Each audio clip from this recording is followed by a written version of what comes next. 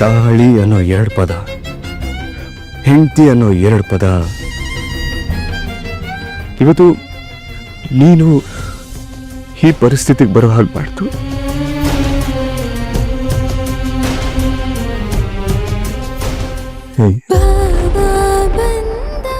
ನಿನ್ನ ಜೊತೆ ನನ್ನ ಕತೆ ಶುರು ಮಾಡಿದ್ದೀನಿ.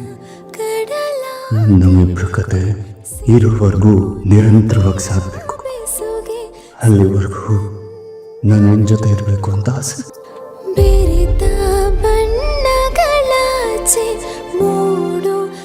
ನಿನಗೇನು ಆಗಲ್ಲ, ನಿನಗೇನಾಗೋದಕ್ಕೂ ನಾನು ಬಿಡಲ್ಲ. ಯಾಕಂದ್ರೆ ನಿನ್ನ ಜೊತೆ ನಾನು ಜೊತೆ